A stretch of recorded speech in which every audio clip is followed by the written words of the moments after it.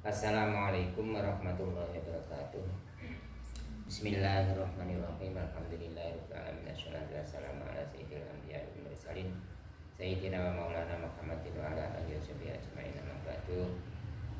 Kepada anak-anak yang terhormat, di sini kami akan membacakan cara-cara kita beribadah, yaitu babakan sholat.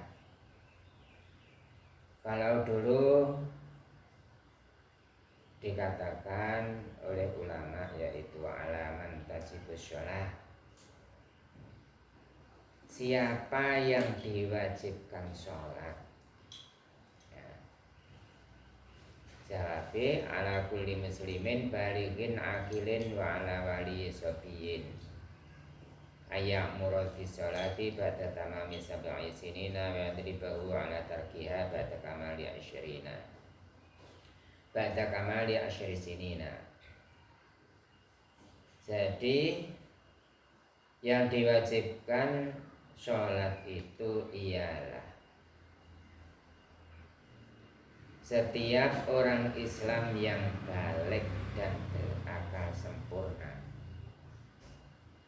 baik di situ masih anak-anak, belum balik, itu diperintah sholat. Kalau ukuran anak perempuan ini 9 tahun, kalau ukuran anak laki yaitu 15 tahun, itu baliknya anak-anak. Lah, kalau dulu diperintahkan anak-anak itu cuma menjalankan sholat saja, belum dikatakan itu kewajiban ini, kewajiban itu, bukan, belum. Yaitu yang diperintahkan adalah sholat, yang penting mengerti sholat. Adapun batal dan rukunnya atau haramnya sholat itu belum diberi pelajaran. Setelah anak-anak mengerjakan sholat 5 waktu rutin, itu baru anak-anak nanti diberi pelajaran syarat-syarat sahnya sholat. Ya. Jadi mulai anak-anak itu diberi pelajaran sholat. Bila sudah umur 10 tahun kok masih tinggal sholat atau belum sholat, orang tua wajib memukulinya.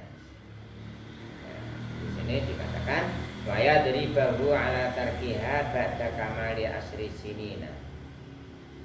Setelah umur 10 tahun anak tinggal sholat wajib dipukul.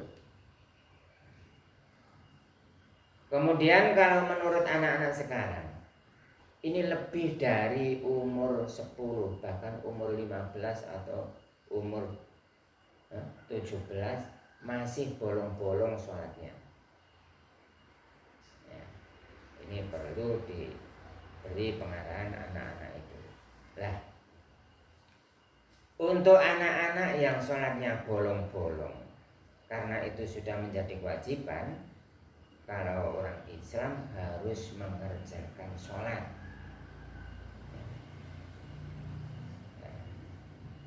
Kemudian diberi tuntunan sholat.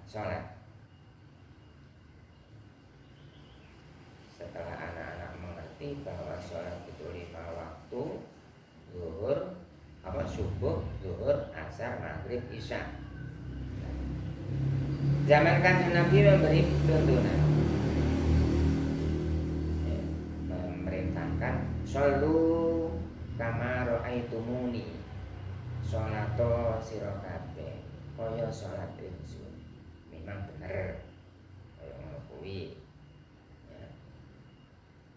Kemudian kalau menurut ajaran NU, kan Islam itu dibagi-bagi ya, Islam itu ada NU, ada Muhammadiyah, Islam normal. Nah, kalau menurut NU, Islam itu adalah harus berpedoman dengan ijma' qiyas. Quran, hadis, ijma' qiyas.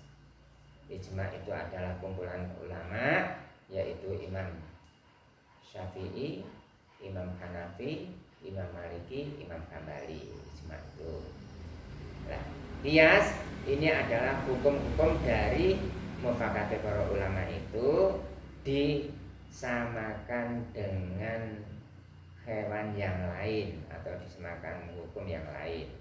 Kayak seperti anjing dengan babi itu sama-sama najisnya, tapi kita bisa mengetahui kalau di dalam Al-Quran cuma disebutkan ya, Kurimat alaikumul maitata waddama walahmal khinziri kok gak walahmal kalbi. Nah itu padahal sama-sama najisnya itu namanya qiyas. Nah, kalau apa itu orang Muhammadiyah, Islam Muhammadiyah ini tidak menggunakan itu, tidak menggunakan qiyas. Kemudian sholat pun begitu juga. Sholat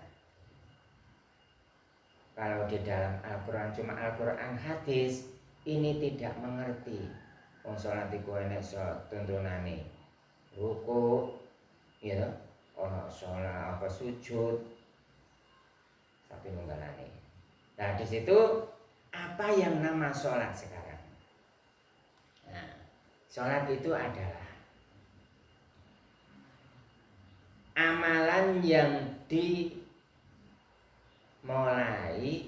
dengan takbir atau diwiwiti dengan takbir, dipungkasi dengan salam. Amalan lain tidak ada yang begitu. Dimulai dengan takbir, dipungkasi dengan salam, itu namanya sholat. Anapun prakteke, ya, prakteke ini ono syarat-syarat rukunnya sholat. Nah, di dalam Al-Quran juga tidak ada yang menyebutkan sholat subuh sekian rakaat, ya, zuhur sekian rakaat. Di dalam Al-Quran tidak ada. Cuma di situ, ya, wa yuqimunas sholah wa yu'tuna zakah. Wa yuqimus sholah.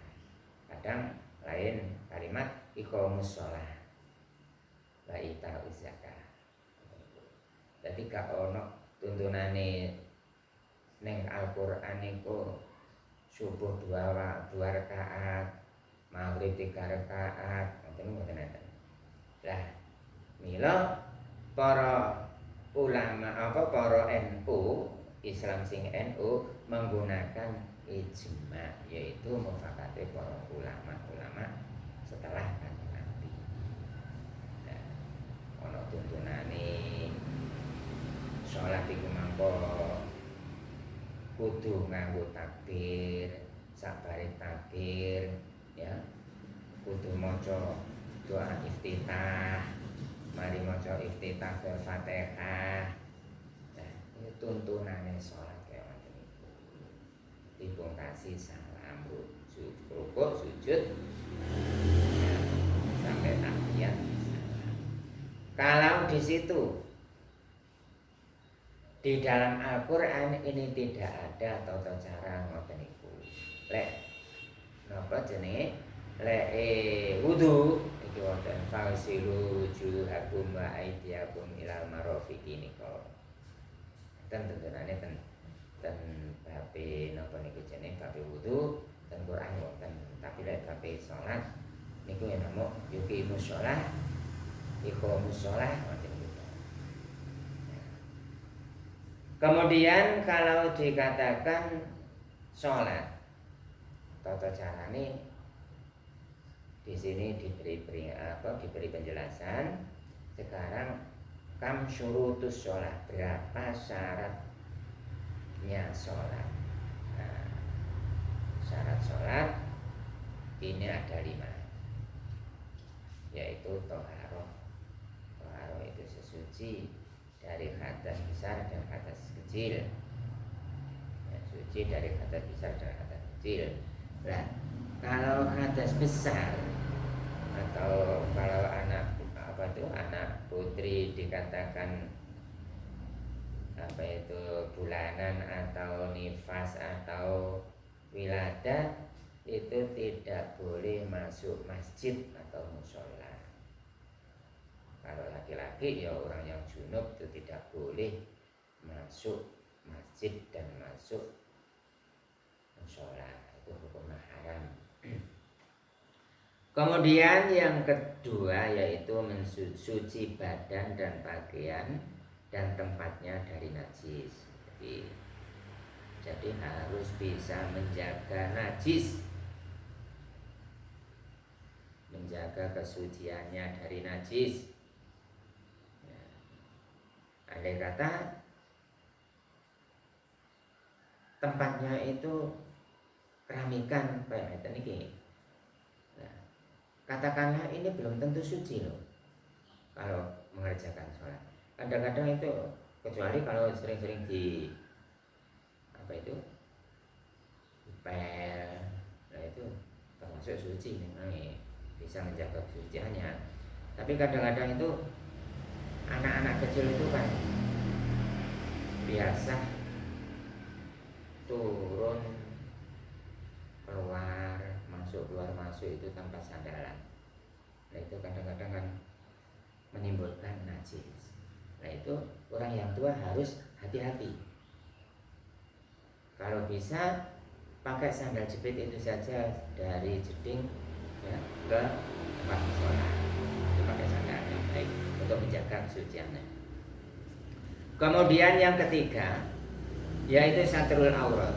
Kalau dikatakan menutup aurat, ini kalau laki-laki mulai pusat sampai lutut, ini zaman dulu cuma diberi tatanan begitu itu. Tapi kalau sekarang itu kan banyak kain, dulu itu kan memang nggak ada kain, nggak ada pakaian yang baik. Nah, sukar untuk mencari pakaian. Nah kalau sekarang banyak. Nah ini jangan sampai satrul aurat ini cuma kaos oblong. Kita menghadap Tuhan, ya, laporan nang ini pangeran, ini adalah harus pakai pakaian yang serasi dengan ibadahnya. Ya, katakanlah kalau masuk sekolah ya harus disiplin pakaiannya, pakaian seragam. Tapi kalau ibadah ya harus pakaian yang suci, bersih, tidak harus baru, enggak, pokok suci, bersih. Nah, auratnya itu adalah dari pusat sampai lutut, itu kalau laki-laki. Kemudian kalau pakai kopiah, ini biasanya anak-anak itu kopiahnya itu dingklukkan, ya, dingkluk, tutupi batu. Nah ini tidak sah. Ini harus dibuka. Kopiah harus dibuka.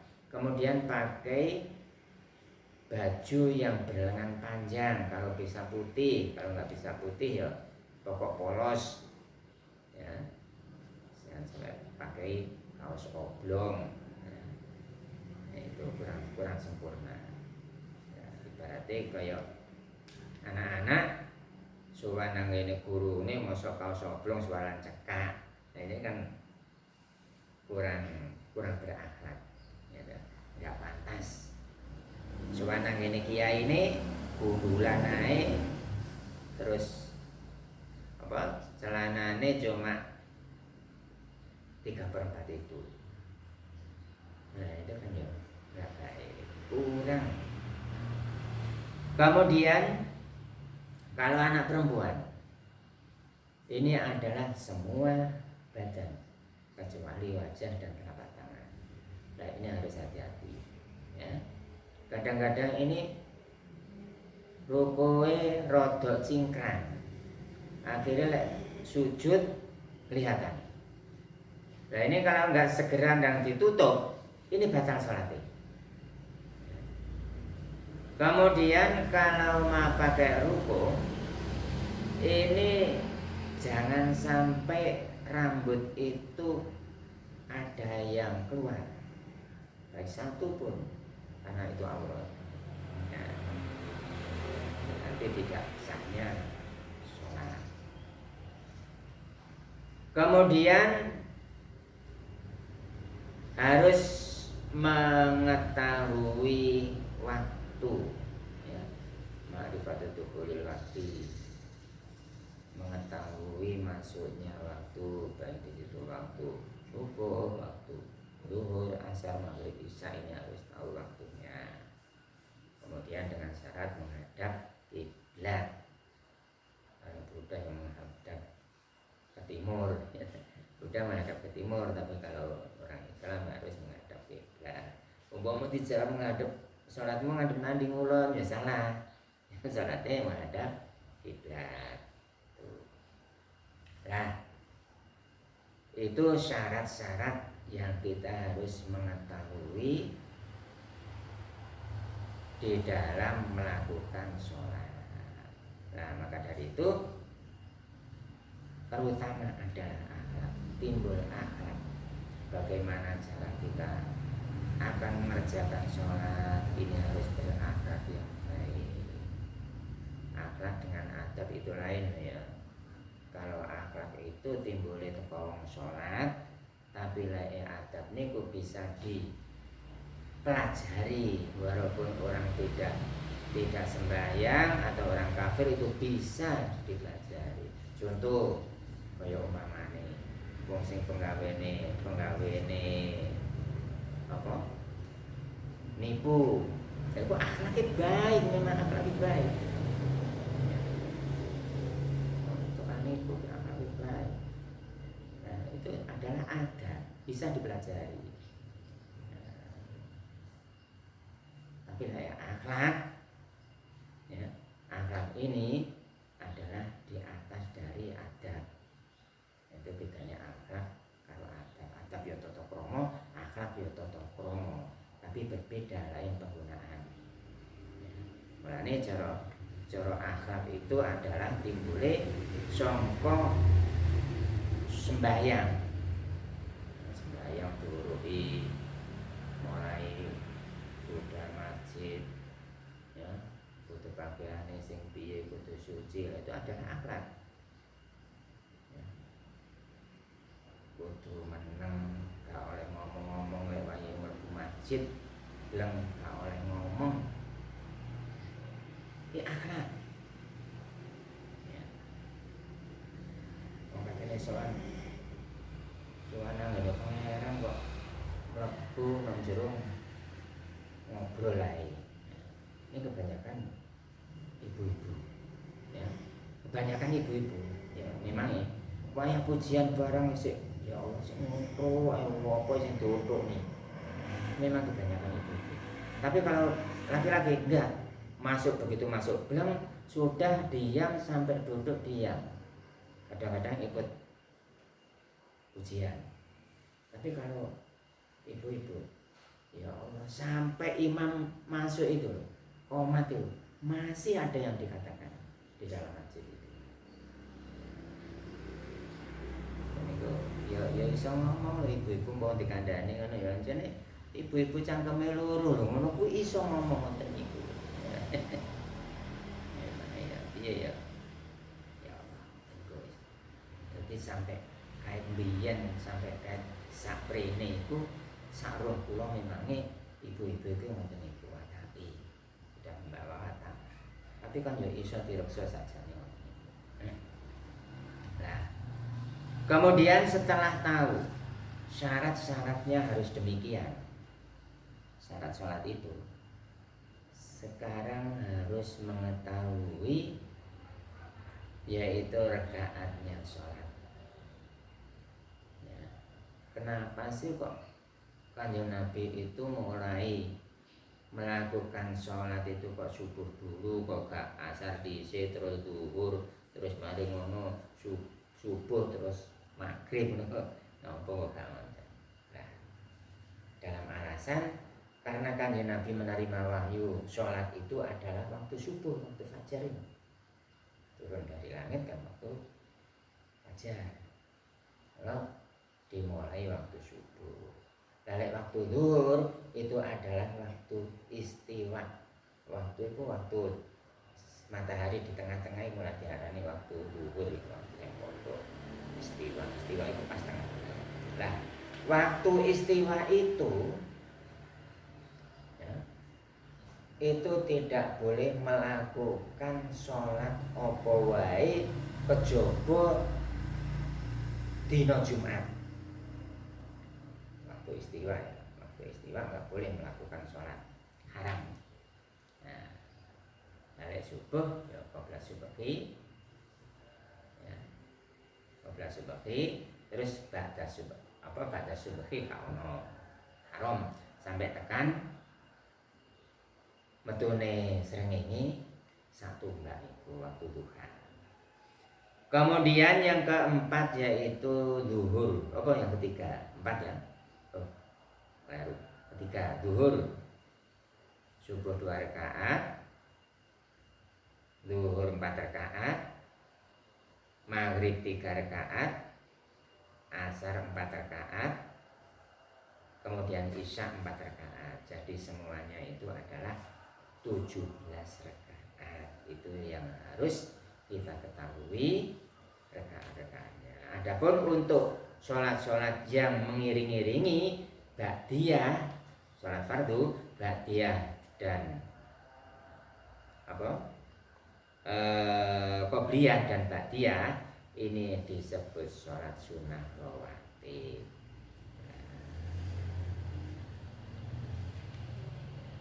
Adapun untuk waktu-waktu, ya, untuk waktu ini adalah subuh, karena di situ harus menjaga waktu, ya. Kalau subuh ini adalah mulai fajar sodik, ya, fajar sodik hingga keluar matahari. Katakanlah kalau di dalam waktu wib jam 4.17 menit. Kalau istiwa itu jam 4.50. Kadang-kadang sangat berubah ya, berubah. Kadang-kadang jam 4.49 ya, tentu. Tapi kalau di bulan ini kemungkinan 50 istiwanya. Kemudian zuhur jam 11.32 menit atau istiwae 11.52 menit. Istiwa. Untuk asar jam 14.53 menit dan istiwanya pukul 3.25 menit. Untuk maghrib pukul 17.30, istiwae 6 pukul 6 lebih 2 menit. Isya yaitu pukul 18.36 menit. Untuk istiwanya pukul 7.08 menit. Itu waktu-waktu sholat. Ya, kita tutup segini aja untuk pelajaran sholat. Kalau kesunatan ini untuk isya, yaitu biasanya kalau isya ini ba'diyah 2 rakaat, kemudian ditambah witir 1 rakaat. Baik, kita tutup sekian. Ya, sudah mendesak. Kami akhiri. Assalamualaikum warahmatullahi wabarakatuh.